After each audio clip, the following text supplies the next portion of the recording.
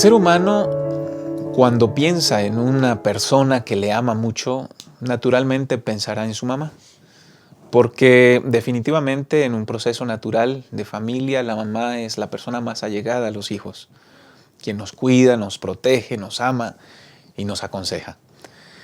Y esos consejos todos los hemos recibido de parte de una mamá llena de amor. Cuando los da la mamá, tienen que ver con algo que está sucediendo puntualmente en ese momento. Sin embargo, pasan los años y esos consejos se hacen frases célebres que incluso cuando llegamos a ser padres, repetimos a nuestros hijos y recordamos que en un momento dado ese consejo surgió de los labios de una madre, pero tiene repercusiones a lo largo del desarrollo de la humanidad o del desarrollo de la vida de la persona. Lo mismo hace Jesús con el mensaje a las 7 iglesias. Un mensaje dado para iglesias en un momento y en una época particular, sin embargo, que siguen repercutiendo en la mente de cada cristiano. Y esperemos que durante el repaso de esta lección sea de edificación para cada uno de nosotros. Quédese con nosotros y en un momento estaremos iniciando el repaso de la lección.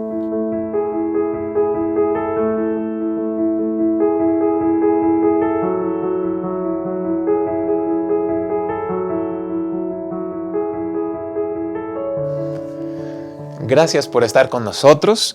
Es un privilegio que puedan acompañarnos para que juntos sigamos creciendo en la palabra de Dios. Estamos iniciando el repaso de la lección número 3, los mensajes de Jesús a las 7 iglesias. Y quiero presentarles, como es de costumbre, a nuestros compañeros en esta mesa de diálogo. Es un privilegio para mí presentar al pastor Hortensio Vázquez. Nos acompaña de Gema. Pastor, bienvenido. Gracias por acompañarnos. Gracias, pastor. Un honor de nuevo estar aquí con ustedes y desearles un feliz año 2019. Sin duda que la lección de escuela sabática de este trimestre, el libro de Apocalipsis, revelación para los últimos días, trae mensajes muy importantes para estos tiempos y precisamente y objetivamente la lección número 3 que nos habla acerca de los mensajes de Jesús a las 7 iglesias, nos estará presentando el antes, el durante y el después de la iglesia. Qué bueno e interesante lección y qué bueno contar con su presencia, pastor. Gracias. Bienvenido. Y también tenemos en nuestra mesa de diálogo a nuestro apreciado pastor Abraham Ramírez, pastor ahora del distrito de Ramos Millán. Bienvenido, pastor. Es un gusto estar con usted aquí en esta mesa. Gracias, pastor. Pues sí, ahora nos toca estudiar los mensajes a las 7 iglesias. Sin embargo, el de Éfeso ya lo vimos la semana pasada. Vamos a ver el resto de los mensajes. Y como hemos dicho, es la historia de las iglesias. También se ve reflejado en la historia de la iglesia a través de los tiempos, desde que el Señor Jesús se fue al cielo hasta cuando va a regresar otra vez, ¿verdad? Y cada una del mensaje de las iglesias pues se va a dividir por etapas, por épocas, ¿verdad? Que fue pasando. Repetimos, desde que el Señor Jesús se fue al cielo hasta cuando regresará. Y cada una de ellas pues tiene sus características, ¿no? Necesidades espirituales, mensajes especiales del Señor Jesús para cada una de las iglesias, pero somos bendecidos porque nosotros tenemos todos los mensajes, ¿verdad? Todas las promesas de esas iglesias para nosotros aún en la actualidad. Hay que apropiarse de todas esas promesas, ¿no? Así es. Y la certeza de que si Jesús ofreció esperanza y atendía las necesidades de cada una de esas iglesias, sin lugar a dudas, también lo hará con cada uno de nosotros. Gracias por acompañarnos, pastor. Queremos presentar con ustedes nuestro bosquejo y así juntos hacer el repaso de esta lección. El primer punto le hemos titulado Fieles hasta la muerte. Segundo punto, decadencia espiritual. Tercer y último punto, llamado de amor. Y antes de iniciar con este primer tópico, fieles hasta la muerte, quisiera que sea el Espíritu Santo quien nos pueda dirigir, así que vamos a pedir su conducción a través de una oración. Cariñoso Padre, te damos gracias porque en tu amor y tu misericordia nos das la vida y junto con la vida la certeza de que tú estás acompañándonos. al repasar esta lección, te suplicamos que tu Santo Espíritu sea quien nos ilumine, que sea aquel ente que logre extraer lecciones para vida eterna a cada uno de los que estamos aquí y a cada uno de los que nos siguen, Señor. Y al término de este repaso de la lección, podamos sentir cómo tu mano cariñosa nos sigue alentando para que un día podamos estar juntos disfrutando de las mansiones eternales. Guía este repaso. Necesitamos que lo hagas y confiamos en que lo harás, no por tener méritos propios, sino por pedirlo en el nombre de Cristo Jesús. Amén. Amén. Lección número 3, los mensajes de Jesús a las 7 iglesias. Y el primer tópico, fieles hasta la muerte. Ya iniciamos, como bien lo decía Pastor Abraham, la semana pasada con la primera de las iglesias, y entonces durante esta semana vamos a continuar con las siguientes iglesias, y el primero es fieles hasta la muerte. ¿Qué tiene que ver la muerte y la fidelidad a Dios con esta iglesia, la iglesia de Esmirna, Pastor Hortensio? Pues para que haya muerte tiene que haber persecución, ¿no? Tiene que haber un evento que sin duda ponga en riesgo la vida de los fieles. Y justamente la iglesia de Esmirna se le conoce como la iglesia que sufrió persecución. Esa es una de las características distintivas de esta iglesia. Y ciertamente la iglesia de Esmirna padeció persecución, fue inclusive calumniada por los fieles judíos y destinada a ser atormentada, como dice la Biblia ahí, por Satanás mismo y padecer tribulación por 10 días, ¿no? Algunos de sus miembros, de acuerdo a lo que estudiamos en esta parte de la lección, algunos de sus miembros habrían de ser encarcelados, otros serían condenados a la muerte, y por ahí consigue un dato muy importante que unos 70 años después de esta profecía que se había dicho, Esmirna fue sede de una notable serie de martirios que se extendió por varios días literales, y finalmente uno de los últimos mártires fue Policarpio, que fue uno de los ministros religiosos principales que sirvió a la iglesia por 40 años. Y él fue uno de los, conocido como de los penúltimos de los mártires que padeció al final. Pero yo estoy cierto, pastor, que el Señor Jesús, así como conoció a la iglesia de Esmirna, nos conoce ahora a nosotros. Porque Él dice, yo conozco tus obras. Él está pendiente de eso. Yo conozco tus obras, conozco tu tribulación, conozco tu pobreza. Habla conozco también de los que dicen ser judíos y no lo son, y caen en una blasfemia. Y hoy podríamos decir, soy adventista, pero en los hechos no lo soy, ¿no? O soy cristiano, pero en la práctica no lo soy. O sea, y creo que hay un mensaje muy, muy interesante. Y finalmente Dios pone una promesa que es alentadora, pues a los fieles, a los que sufren la tribulación, la persecución, el escarnio y finalmente la muerte. Pues Dios pone una promesa maravillosa, y Él le dice a la iglesia, a la iglesia de Esmirna, le dice, no temas. Creo que es contundente esa declaración de Jesús, no temas lo que has de padecer. Y luego agrega el Señor y dice, sé fiel hasta la muerte.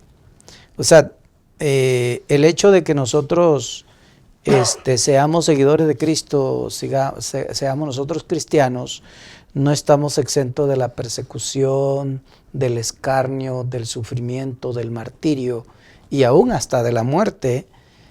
Pero hay una promesa muy maravillosa, dice, yo te daré la corona de la vida. Y creo que este es el resultado de el ser fiel hasta la muerte, la corona de la vida. Y luego agrega el Señor Jesús al final y Él dice, el vencedor, no dice los que vencen ni todos los que van a vencer, y aquí ya pone en un sentido individual, particular, y dice, el vencedor no sufrirá daño de la segunda muerte. Dios habla aquí de la primera muerte y habla de la segunda muerte. Y en estos casos Dios pone la promesa de que Él nos va a dar la corona de vida y que no vamos a sufrir el daño de la segunda muerte. Desde la misma presentación de Jesús a la iglesia en el mensaje, Él se presenta, según el capítulo 2 de Apocalipsis, en el versículo 8, la última parte, estuvo muerto y vivió. Como que ya desde la misma introducción le está diciendo a la iglesia, yo sé lo que estás padeciendo, yo ya pasé por ahí, claro, y tengo la victoria para ese problema que enfrentan. Pastor Abraham. Sí, pastor, sabemos que la presentación que hace Jesús de sí mismo ante las iglesias es para suplir las necesidades de la iglesia, ¿no? Entonces Él se presenta como el que estuvo muerto, pero que ahora vive. Claro. ¿Okay? Entonces le está diciendo a la iglesia, ustedes van a padecer, van a ser encarcelados, van a padecer martirio, van a morir, muchos de ustedes van a morir, pero no tengan miedo, yo ya pasé por eso. A mí también me escarnecieron, también se burlaron de mí, también me golpearon, me escupieron y padecí la muerte. Pero ahora vivo. Así es. ¿Sí? Y si yo vivo, pues ustedes también vivirán porque yo les daré la corona de la vida. ¿Okay? Y entonces la promesa que mencionaba el pastor dice, el que venza no recibirá daño de la segunda muerte. Es decir, puede ser, ¿verdad? Ajá. Puede ser por las consecuencias del conflicto, ¿verdad?, que ustedes lleguen a morir. Después de ser perseguidos, lleguen a morir. Puede ser. Pero esta muerte, no hay problema. Yo ya la vencí. Tiene solución en mis manos. Sí, yo ya resucité. Tengo las llaves de la muerte y del infierno, dice el Señor Jesús. Yo al que quiero puedo resucitar. Así que esta muerte no hay ningún problema. No te voy a evitar la muerte. Primera. Pero te voy a garantizar la vida eterna. Exacto. Porque no vas a padecer la segunda muerte. Ajá. Que la segunda muerte es la muerte eterna. ¿Sí? La muerte con fuego y azufre es el pago por el pecado. La primera muerte es la consecuencia del pecado. Pero de esa hay solución porque Cristo ya resucitó. Pero la segunda muerte es la paga del pecado. Y de ahí no hay escapatoria para los que vayan allá. Así que estamos seguros en Cristo Jesús, que murió, pero que resucitó. Qué bonito. No sé cuántas veces nosotros como cristianos, incluso los que nos siguen en su vida y su relación con Dios, han tenido que enfrentar adversidad por causa de Cristo Jesús. Pero la carta de Jesucristo a esta iglesia de Esmirna deja en claro que no importa lo que padezcas, sé fiel. Cristo estará siendo fiel con cada uno de nosotros a través de sus promesas. Sí. Y entonces llegamos al periodo 313 al 538, Pastor Hortensio, con Pérgamo. Una iglesia un tanto distinta, pero también con notables características que pueden aludir a nuestra vida espiritual. Sí, y antes a lo mejor haciendo alusión a lo de Esmirna, que proféticamente pues fue la iglesia de la era apostólica, ¿verdad? Y que hablando de las persecuciones, pues fue el Imperio Romano quien persiguió a los cristianos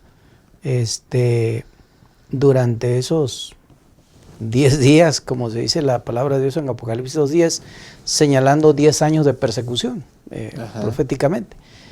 Pero Diocleciano también en el año 303 al 313 después de Cristo también persiguió a la iglesia. Y como Dios, amando a su iglesia, Constantino el Grande emitió el edicto de Milán que otorgó libertad religiosa a los cristianos, ¿verdad? Entonces eso vemos la intervención de Dios, que siempre Dios está pendiente de su iglesia. Así es. Ahora, tocando el punto de lo que es Pérgamo, yo aquí encontré en Pérgamo 3 cosas muy importantes, como en primer lugar el ángel que escribe a la iglesia en Pérgamo, el que tiene la espada aguda de 2 filos, dice, primero comienza con un encomio, Así es. ¿verdad? Y dice, yo conozco tus obras y dónde habitas. Él sabe el lugar muy difícil donde esta iglesia estaba, porque dice, donde está el trono de Satanás. Pero el encomio que hace Jesús a la iglesia es, pero retienes mi nombre, aun cuando estás viviendo en este lugar equivocado, retienes mi nombre y no has negado mi fe. Y habla de un personaje ahí muy importante que es Antipas. Lo considera como el testigo fiel. Testigo fiel.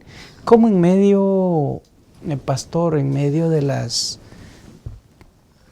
situaciones trágicas en que vivimos, siempre Dios tiene hombres fieles. Así es. Por ejemplo, pues Lot, ¿verdad? Un hombre,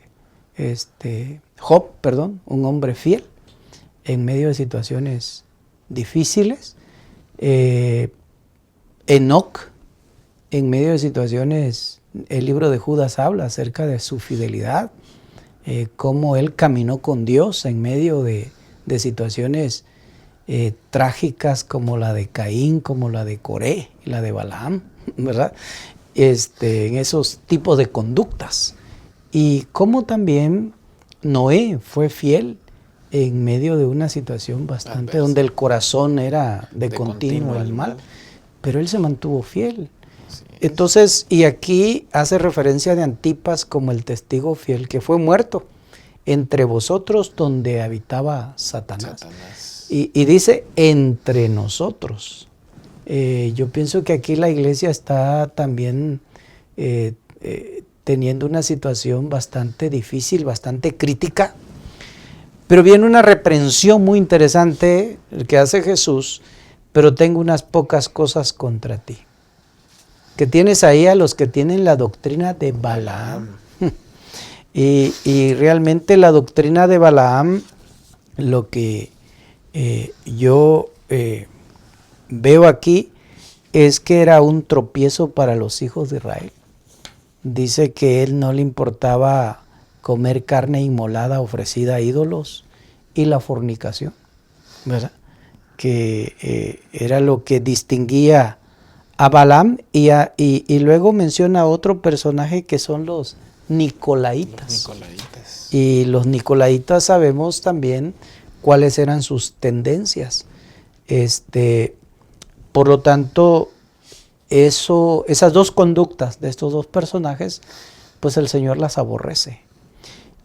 ¿Será que hoy en la iglesia podamos o pueden haber miembros con estos tipos de conductas de Balaam y también conductas de los Nicolaitas, ¿verdad? Puede ser que hay, y Dios aborrece eso, pero aquí hay dice la palabra del Señor, pelearé contra ellos con la espada de mi boca. Y la espada, nosotros sabemos que es la palabra de Dios, ¿verdad? Así es. Nosotros vamos a reprender estos tipos de conductas con la palabra de Dios. Me llama mucho la atención que en la primera iglesia, pues la iglesia es muy bonita, se mantiene firme en la tribulación. Y aquí dice, yo conozco tus obras y que no has negado mi fe, O sea, como que empieza diciendo, estamos bien, vas bien, sigues manteniéndote. Y el versículo 14 dice, tengo unas pocas cosas contra ti.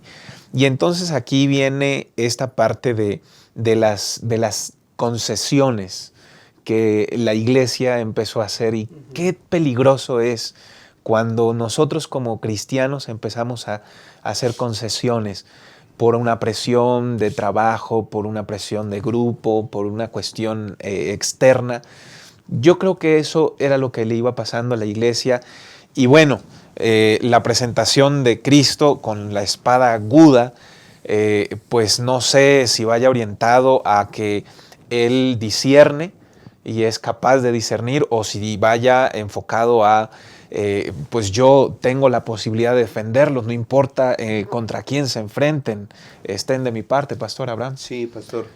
Vimos el periodo de la iglesia, representado por la iglesia de Esmirna, y vemos a una iglesia fiel que se mantiene aún a pesar de la persecución.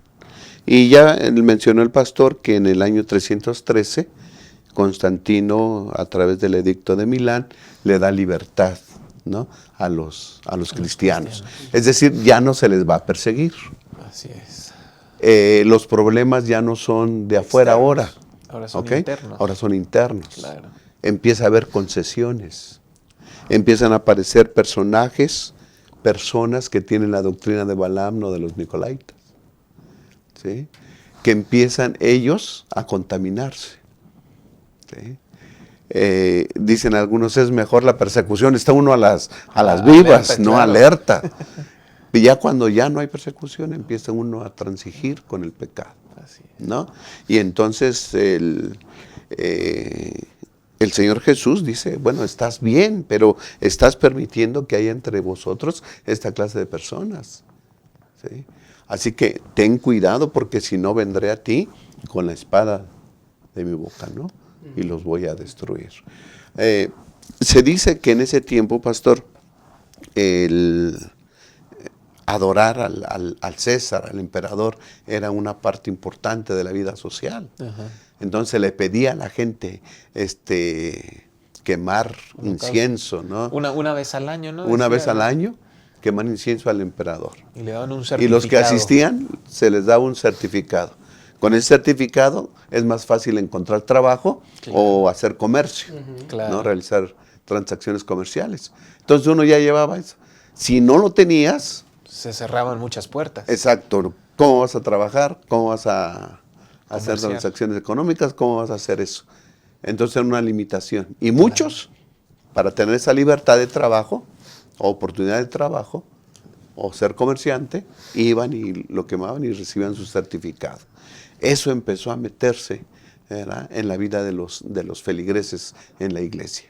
Debemos tener cuidado. Así es. También. Algo parecido sucede a veces hoy, ¿no?, con el trabajo, con la escuela. ¿Ah? ¿Qué problema hay de ir a hacer el examen para admisión al bachillerato o a la licenciatura o cosas como esas? Y se empiezan a meter ese tipo de prácticas en la iglesia. Debemos tener cuidado, Así es. ¿no? Si vimos que la iglesia de Esmirna tiene un calificativo, que es la iglesia que sufrió persecución. La iglesia de Pérgamo, su calificativo es cerca al trono de Satanás. Ahora, en la actualidad, si lo vemos hoy en la iglesia actual, pues Balaanes o Nicolaitas. Yo le llamaría ahora, en lugar de nombres, le llamaría conductas, ¿no? Conductas. Conductas, comportamientos, concesiones que el cristiano hace con tal de, así como hacían los nicolaitas, no, hay una declaración que hay aquí, que era transigencia con el paganismo. Es una concesión con el paganismo para evitar la persecución, ¿verdad? Mejor hago concesiones y evito persecución, o evito que se burlen de mí, o evito ser criticado, o por ejemplo un cristiano que es, vamos a decir que es cristiano o adventista de su casa, pero sus papás, sus hermanos no. Entonces, ¿cómo hacer esa concesión con tal de que tus padres no te aborrezcan o no te desechen? Quiero terminar con la promesa. El versículo 17, el que tiene oído, oiga lo que el Espíritu dice a las iglesias. Al que venciere, le haré comer del maná escondido. Tiene que ver con la providencia y el sustento divino para el ser humano, al que venciere. Y sigue diciendo, y le daré una piedrecita blanca con un nombre escrito, un nombre nuevo, que ninguno conoce sino aquel que lo recibe. Me hace pensar de el momento cuando seamos salvos y Dios ponga una identidad renovada en cada uno de nosotros. Si hemos estado siendo presionados a hacer transigencias con el pecado en la universidad, en el trabajo, en el vecindario, recordemos que Dios tiene más poder para sostener nuestras necesidades y tiene la posibilidad de salvarnos a cada uno de nosotros. Ojalá nos mantengamos firmes. Quédense con nosotros. En un momento regresamos para continuar creciendo en la palabra. Como sabes, en este trimestre estaremos estudiando la lección sobre el libro del Apocalipsis. Y en esta ocasión quiero recomendarte algunos libros que pueden acrecentar el estudio de esta parte extraordinaria de la Biblia. Primero quiero sugerirte la colección del pastor Mervyn Maxwell, un clásico que todos aquellos que amamos el estudio de la profecía hemos leído en 2 tomos, Daniel y Apocalipsis. Esta es una lectura necesaria, fundamental, para que tú aprendas a descubrir los maravillosos mensajes del libro del Apocalipsis. Otro también de nuestras recomendaciones sobre el libro de Apocalipsis es este libro, Las profecías del fin, de el pastor Hans Larrondel. Esta es una obra muy sencilla, pero muy bien escrita, que tú puedes disfrutar y está al alcance de todos. Pero también en esa misma tesitura se encuentra esta obra del pastor Jacques Ducan, actual profesor de la Universidad de Andrews, Secretos del Apocalipsis. Esta obra de verdad es para disfrutarse, es para comprenderse y es para conocer mejor la palabra de Dios en una lectura muy fácil. También tenemos para ti de este tipo de materiales este libro Apocalipsis, mensaje misericordioso y oportuno, del doctor Mervyn Alomía. Esta es una obra sencilla también que te enseñará y te ayudará a comprender el mensaje de la profecía de Apocalipsis. Si tú me preguntas a mí, ¿cuál es una obra que no puede faltar en la biblioteca de todo estudioso de la profecía? Déjame decirte que es esta. El Simposio de Apocalipsis en 2 tomos. Durante mucho tiempo solo estuvo en inglés. Hoy, gracias al Señor, lo tenemos en español. Simposio sobre Apocalipsis, una obra erudita, pero también al alcance de la comprensión de los lectores de las Escrituras y los investigadores de la Biblia. No puede faltar en tu casa. Corre a comprarla a tu librería Gema porque es muy buena y muy importante que tú la leas. Y finalmente te quiero sugerir 2 obras del Espíritu de Profecía que este trimestre especialmente te ayudarán a entender el estudio de la lección. El primero de ellos es Eventos de los Últimos Días. Esta es una obra que es un resumen de aquellos eventos que sucederán en los últimos días de la historia de este mundo con las explicaciones que da Ellen White. Y esta obra para mí es una de las mejores compilaciones que se ha hecho también sobre el tiempo del fin. Se escribió como matutina, se preparó como matutina hace varios años, pero es tan buena que se ha seguido editando. Maranata, el Señor viene. Cada vez que yo la leo, enriquece mi vida y me da esperanza en los últimos días de este mundo. Quiero sugerirte que acrecientes tu estudio de la lección con estas obras. Ve a tu librería Gema, acércate, porque el precio es muy accesible para ti y para tu familia, y verás que el estudio del Apocalipsis te va a parecer extraordinario. Que Dios te bendiga y que puedas adquirir estas obras hoy mismo.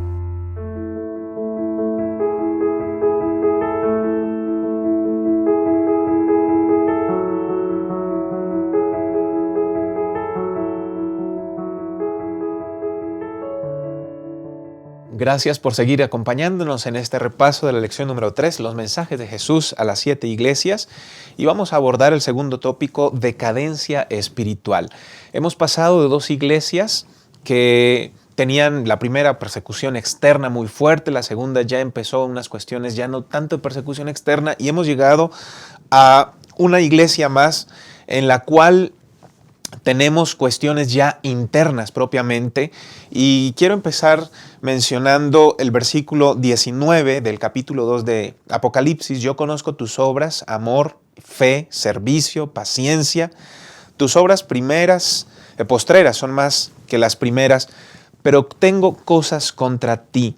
Me llama la atención porque una iglesia activa no significa siempre una iglesia fiel. Y aquí está Tiatira, con varios problemas, Pastor Hortensio. Sí. Esta iglesia, la iglesia de Tiatira, se conoce su calificativo como la que toleró a Jezabel. Y ciertamente que esta iglesia sin duda que simboliza la condición del cristianismo tanto de esa época como de hoy. Porque el peligro de esta iglesia no provenía de fuera, sino de dentro. Y habían 2 cosas muy interesantes, que lamentablemente las tradiciones reemplazaban la Biblia, y que el sacerdocio humano y las reliquias sagradas reemplazaban el sacerdocio de Cristo. 2 pecados sumamente tremendos, 2 tendencias de decadencia terrible, y qué lamentable es cuando las tradiciones reemplazan la Biblia. Si lo vemos desde el aspecto actual, hay lugares, hay pueblos, hay ciudades, hay comunidades donde las tradiciones son más importantes que la palabra de Dios. A mí me tocó vivir en ciertas comunidades donde las festividades eran las cuotas a las fiestas patronales, son requisitos exigidos. Ajá. Aun cuando la ley de asociaciones religiosas y culto público y su reglamento en el artículo 2, en el inciso D, dice que no deben ser obligatorias, no deben ser con obligatoriedad, toda vez que tenga relación con aspecto religioso. Pero en ese tiempo dice que los miembros tenían que asistir y eran exigidos a asistir a festividades del gremio, ¿verdad? Y a participar de los rituales del templo, que pues a menudo incluían actividades inmorales. Y eso ponía en riesgo pues la vida espiritual de los cristianos. Claro. Y eran obligados. Y quienes no tenían o a menudo pues no podían hacerlo, no querían hacer estas prácticas, pues sin duda sufrían exclusión. Y eso cuando uno va a las comunidades, porque aquí en México no estamos lejos de estas situaciones. Claro. En México yo siempre he dicho que no hay libertad religiosa, solo hay permisos de culto, lamentablemente. Porque si vamos a comunidades, cuando ya vivimos en comunidades, a mí me tocó vivir en comunidades como San Juan Chamula, como San Cristóbal de las Casas, pues Las Margaritas, Altamirano, otros lugares donde ahí tú ves literalmente que las tradiciones son más importantes que la palabra de Dios. Así es. Y son exigidos a participar. Y si tú no participas, pones en riesgo pues tu patrimonio, tus ayudas, porque muchas veces hasta a estos miembros le dan 15 días, un mes, para vender sus propiedades, su ganado, sus cosas, e irse de sus comunidades. Entonces, estamos viviendo situaciones que vivió la iglesia de Tiatira en ese tiempo. ¿Por qué? Porque toleramos muchas cosas, esas conductas de Jezabel, que son las tradiciones, pues sobre todo a que nosotros nos expongamos a ofrecer nuestra fe, nuestro servicio a ídolos. Y esto justamente es lo que nos llama la atención, la palabra de Dios y la lección a través del mensaje de Jesucristo a la iglesia de Tiatira. Que estemos atentos y alertas. Así es, me llama mucho la atención el comentario. Dice que aquí toleraba, es decir, no es que vinieron a decirles algunas doctrinas de Jezabel, sino que consintieron en ellas y promovieron. Pues cuando digo tolero es porque estoy de acuerdo, lo permito, lo promuevo. Y Ranco en sus comentarios dice que Tiatira se fue al extremo de enfatizar el amor y el evangelio y dejó a un lado la doctrina y la conducta, un riesgo muy peligroso que hoy todavía se corre, Pastor Abraham. Sí, Pastor, si recordamos este periodo de la iglesia de Tiatira representa desde el año 538 en adelante, es decir, toda la Edad Media, ¿sí? Donde la iglesia popular tuvo su hegemonía en todos los aspectos, ¿no? Así es. Y entonces entraron a la iglesia pues varias doctrinas paganas, doctrinas aceptadas de otras religiones, vinieron acá, ¿verdad?, a la iglesia, y la iglesia lo permitió. Así es. ¿Sí? Entonces entraron, como ya mencionaba el pastor, dos, y yo quiero retomarlas otra vez. Por ejemplo, que la tradición reemplazó a la Biblia. Así es. La Biblia la gente no tenía acceso a la Biblia. ¿Sí? Estaba oculta. Se dice que solamente la iglesia lo podía interpretar y leerla, ¿no? Y entonces para la población, no nada. había acceso. ¿Qué es lo que prevalecía? Pues las tradiciones Así es. que la iglesia establecía, ¿no? Otra de las cosas era un sacerdocio humano y las reliquias sagradas, ¿sí? Esas reemplazaron a la Biblia y reemplazaron al sacerdocio de Cristo, es decir, el sumo pontífice, que es Cristo Jesús, que es el puente, ¿no? Porque pontífice es lo que quiere decir, es un puente entre el cielo y la tierra. Cristo Jesús, bueno, fue suplantado, ¿sí?, por el Papa y los poderes que había, por el sacerdocio humano. Los fieles tenían que venir y confesarse delante de un sacerdote y decirle. Y el sacerdote le imponía ciertas cosas para que sus pecados sean perdonados. Esa es otra cosa. Las obras como medio de salvación. Cuando la justicia de Cristo es lo que nos salva, lo que nos limpia de pecado, ¿no? Así que esas doctrinas fueron aceptadas y ahí se efectuó el adulterio espiritual que dice que la apostasía que Jezabel promueve, ¿no? La inmoralidad sexual. La inmoralidad sexual, ¿verdad? El adulterio espiritual. Entonces, esas doctrinas vinieron a suplantar la verdad de Cristo y su obra sacerdotal que hace por nosotros en el santuario celestial. Así que fue un periodo oscuro. Terrible. ¿Sí?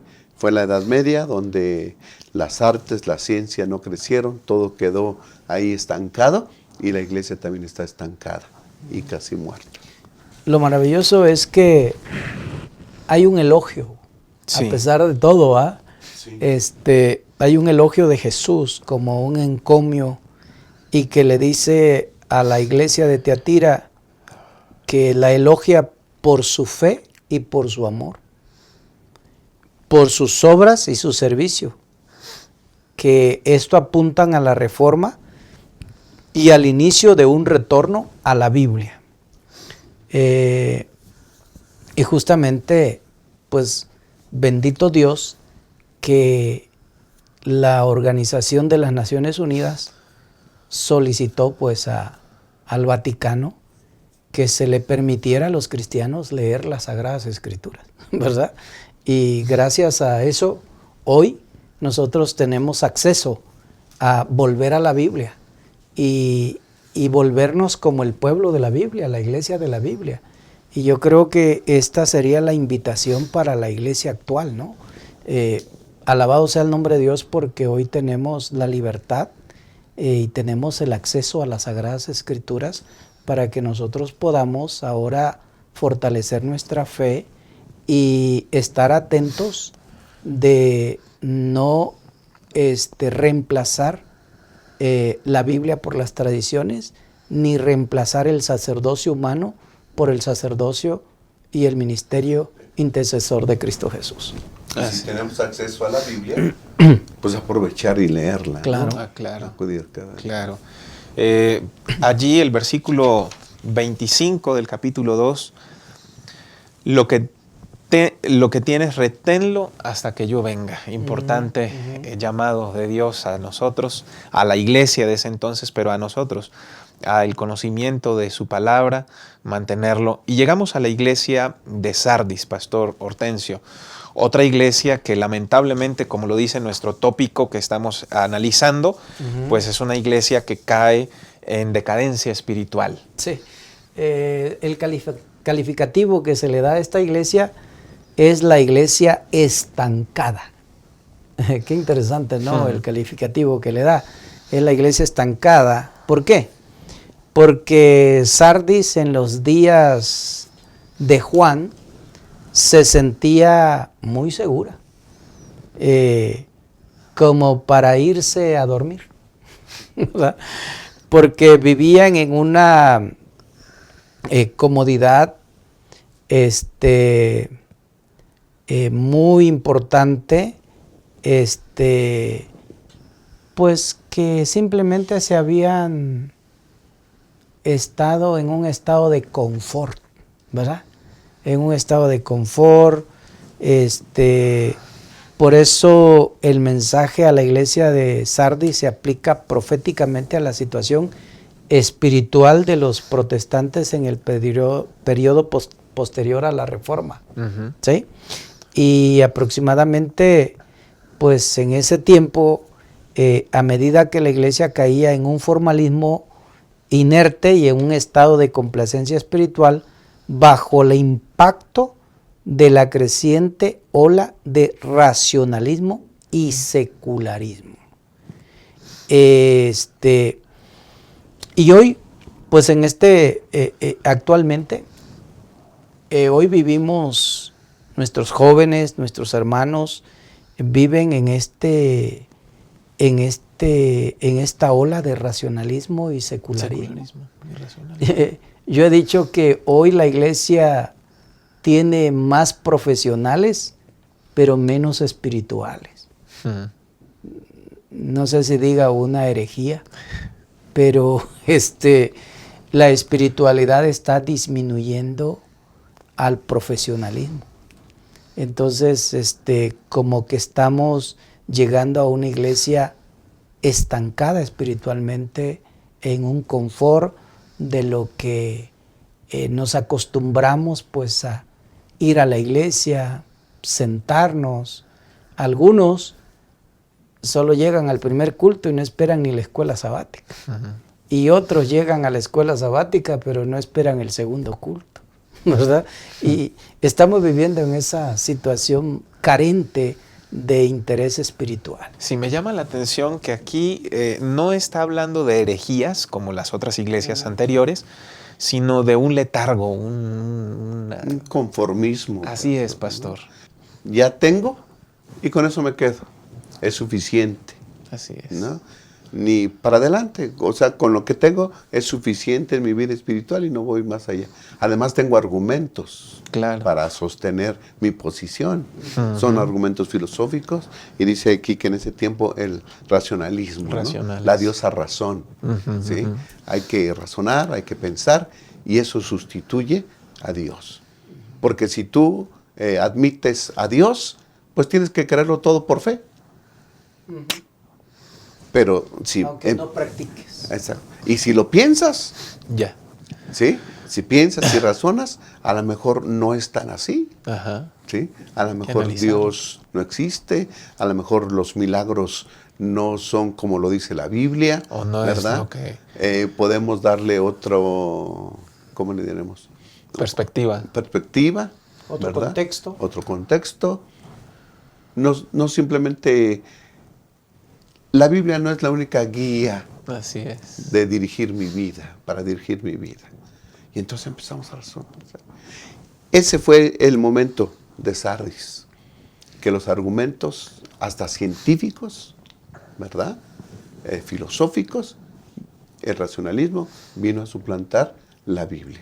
Así es. Creo que debemos nosotros sustentar nuestra vida en algo seguro, en un ancla segura, que es la palabra de Dios, y no en argumentos filosóficos o de la razón, porque al fin y al cabo la razón, ¿verdad? Pues es finita en contra de todo lo infinito, el pensamiento infinito que tiene nuestro Dios. Debemos entonces basar en algo seguro, que es la santa palabra de Dios. Así es. Este momento de decadencia espiritual que se menciona en Apocalipsis, y recordando que pues es una mención a una iglesia local, también histórica, pero también tiene que haber una apelación a nuestra vida espiritual, pues sería bonito revisar cómo estamos. Tal vez no estamos abrazando doctrinas falsas, pero tal vez hemos llegado a un confort y a una de llegar a la razón de todo, buscar los porqués y estar estancados, gozar vida, pero finalmente estar muerte. Y el llamado del capítulo 3 y el versículo 3 es: despierta y sigue velando. Despertemos y sigamos velando. En un momento regresamos con el repaso de la lección.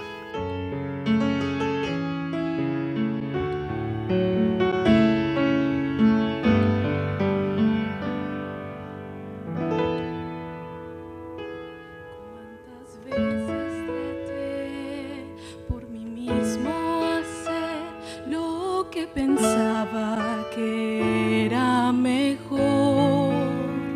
No buscaba conocer de tu buena voluntad. Caminé por el mundo sin Dios, y aquello que soñé intenté hacer, ni un poco logré realizar. Inmensamente mayores son tus planes, Señor, y confío mi alma a tu cuidado, mi Dios. Cambio cada día esos sueños por los sueños de Dios, pues son de alegría y prosperidades. Completa paz hay junto a ti, y tu gran voz ya puedo oír, Señor, cuando en silencio me quede.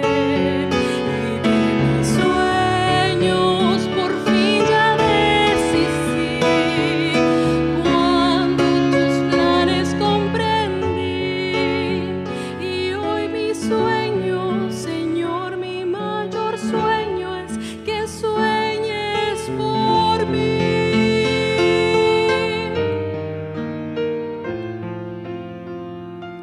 Y tus planes, Señor, son mayores que yo, no se pueden ni comparar.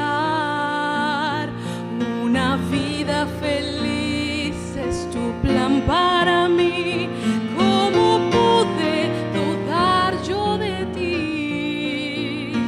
Sé de cuánto me amas y que quieres hacer mi mundo mucho mejor. Por eso dejo a un lado esos planes, Señor, y confío mi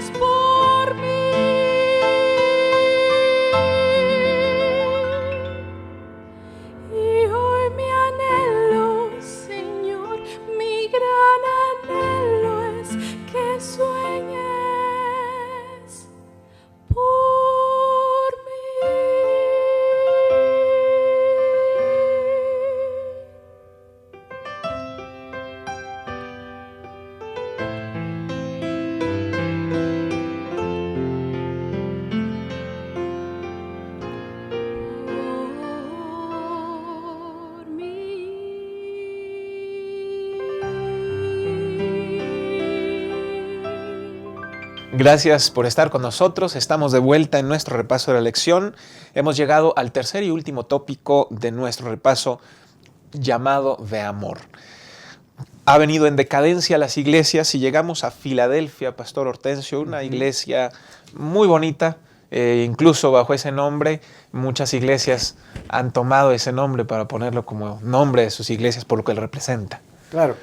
Esta iglesia tiene un calificativo. La iglesia de Filadelfia se le conoce como la iglesia de la puerta abierta. Por el tema que inicia el versículo 7, dice, escribe el ángel de la iglesia de Filadelfia. Esto dice el santo, el verdadero, el que tiene la llave de David, el que abre y ninguno cierra, y cierra y ninguno abre. Como que aquí Jesús en este mensaje para la iglesia de Filadelfia, como que Jesús se dedica a felicitar a los cristianos y resolvió pasar por alto sus defectos, ¿verdad? Así Bendito es. Dios. Pero tal como los cristianos de Esmirna también, no les envió ningún reproche. Por lo tanto, se refirió a un hecho, sí, que lo marca ahí muy puntual, porque habla el reproche solamente que hace o a lo que se refiere es que tienen poco poder. Esa es la diferencia, ¿no? Poco poder, como dice la palabra de Dios. Pero él hizo hincapié también a la sinagoga de Satanás, refiriéndose a lo que dicen los que son judíos, pero no lo son, ¿verdad?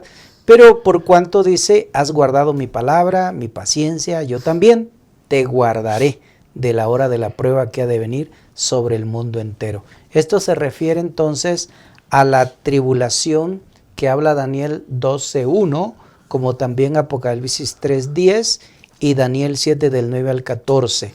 Y él al final dice, vengo pronto. Retén lo que tienes para que ninguno tome tu corona. Bonita iglesia y bonito consejo de retener.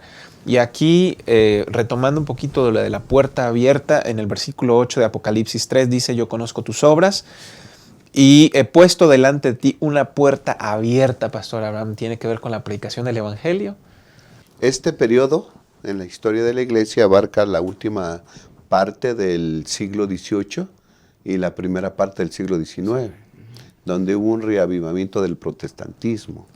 Dice el versículo 10, por cuanto has guardado la palabra de mi paciencia, la palabra. Entonces, en ese periodo, la gente empieza a estudiar la palabra de Dios, la estudia con ahínco, se crean las misiones en Gran Bretaña, ¿verdad? Se mandan misioneros a diferentes partes del mundo a predicar. La palabra se empieza a estudiar con más ahínco, dijimos, ¿verdad? Y se predica también en diferentes partes la segunda venida del Señor Jesús. ¿Verdad? Así que entonces es un reavivamiento espiritual, es un reavivamiento a la palabra, y no podemos dejar a un lado que en 1844, según la profecía y según nosotros lo conocemos, el Señor Jesús también abre una puerta. Él pasa del lugar santo al lugar santísimo en el santuario celestial en 1844, y entonces el Señor empieza una obra más específica de erradicación del pecado de su pueblo, ¿verdad? Y entonces nosotros sabemos que en 1844 Él pasa y abre una puerta de acceso directo, ¿verdad? Nosotros podemos con toda nuestra fe llegar hasta el trono de la gracia sin ningún impedimento. Inicia el ministerio sumo sacerdotal de Cristo. Así es, ¿no? Y llegamos al final de las iglesias y no sé, es un contraste que yo veo demasiado fuerte entre estas dos iglesias, Filadelfia y Laodicea, porque al contrario de Filadelfia, Laodicea no tiene ninguna cosa buena aparentemente. Al leerlo, Pastor Hortensio, llegamos a una iglesia que según los tiempos proféticos pues tiene que ver con nuestras circunstancias y nuestra vida actual en la fe. Bueno, en ese tiempo, y sobre todo la característica de la iglesia de la Odisea se le conoce como la iglesia tibia, ¿verdad? La iglesia tibia, según lo que dice Apocalipsis 3, 14 al 22. Saben que la iglesia de la Odisea, pues como su nombre lo dice, ¿no? El pueblo del juicio, ¿verdad? O la iglesia del juicio. Saben que la Odisea era considerada el paraíso de los hombres de negocios. Así es. Era enormemente rica y enorgullecía su vida con ello, ¿no? Dice que cuando hubo un terremoto que afectó ese territorio, y dice que era tanta su fuerza, su poder económico en el año 60 después de Cristo, a diferencia de otras ciudades que siempre pedían ayuda para la reconstrucción. Dice que ellos no solicitaron ayuda a Roma, Así es. sino que por el contrario la ciudad fue reconstruida con sus propios recursos. Así es. La ciudad era famosa por el comercio de la lana negra, suave y sedosa, con la que fabricaban vestimentas finas y también alfombras muy lujosas. Por eso también era famosa por la escuela de medicina. Y también era famosa porque eran las que elaboraban el colirio fabricado con especias muy especiales, ¿no? Con el colirio.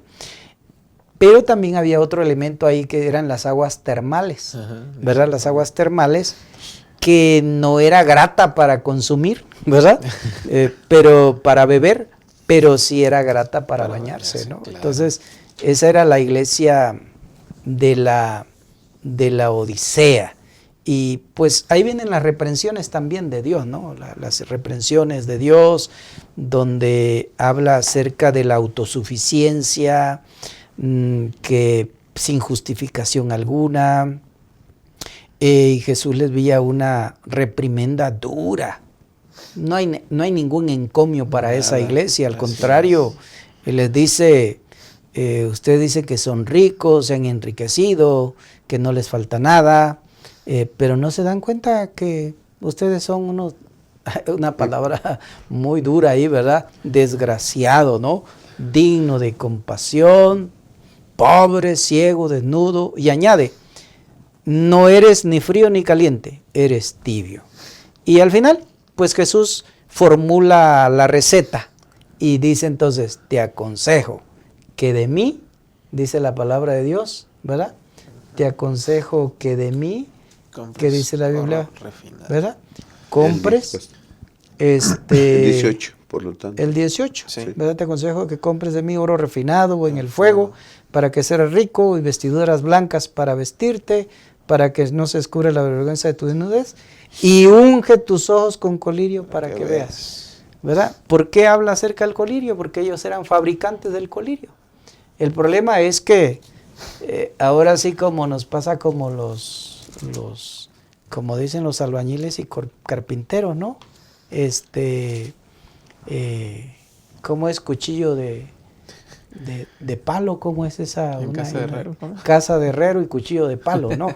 Y muchas veces eso pasaba con esta iglesia, ¿no? Casa de la fabricación del colirio, pero estaban ciegos. Así es. Me llama nuevamente la atención de esta iglesia de que pues no se le acusa de apostasía o herejía.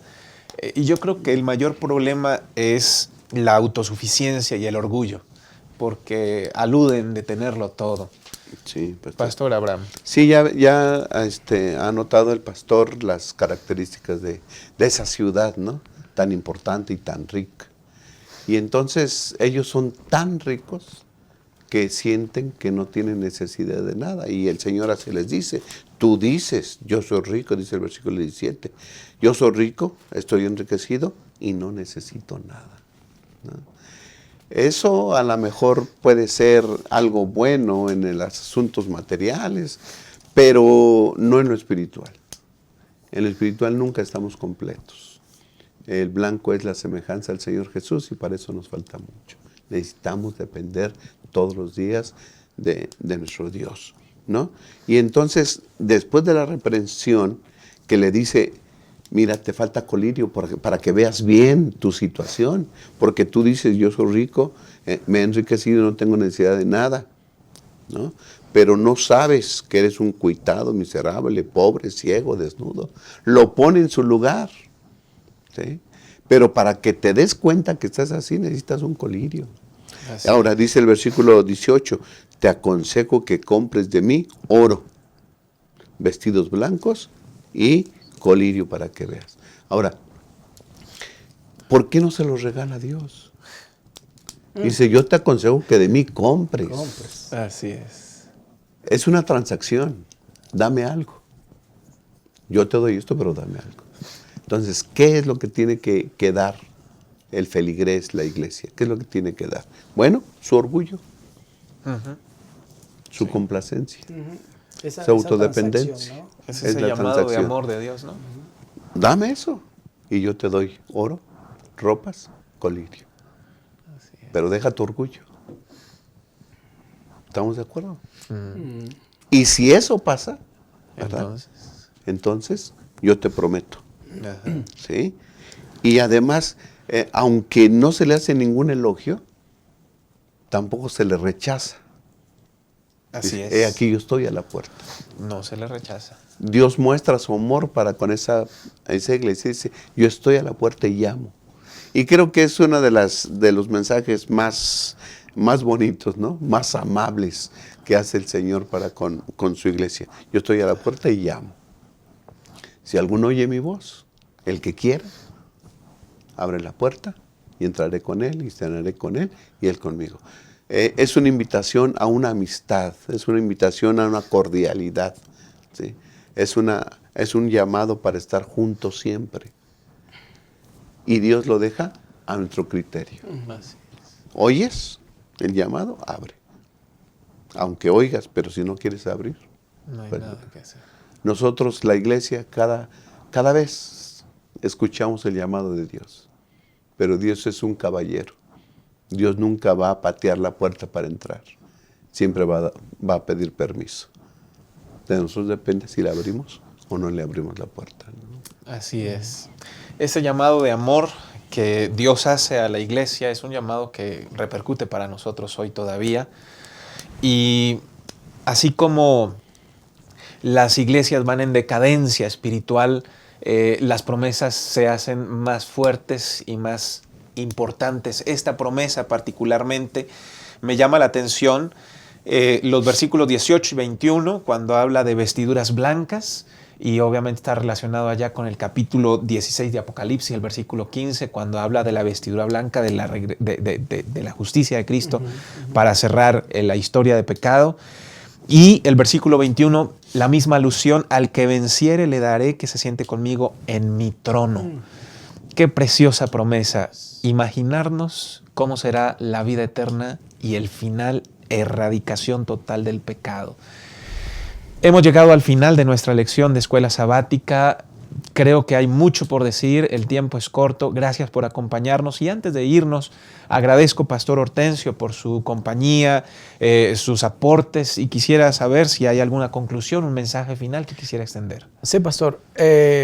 Al análisis de estas 6 iglesias, al ver los encomios, al ver las reprensiones y al ver las promesas y al ver toda la situación que pasa con la iglesia, no puedo decir otra cosa que aquí vemos en este panorama que la iglesia, aunque débil y defectuosa, constituye el único objeto en la tierra a la cual Cristo otorga su consideración suprema.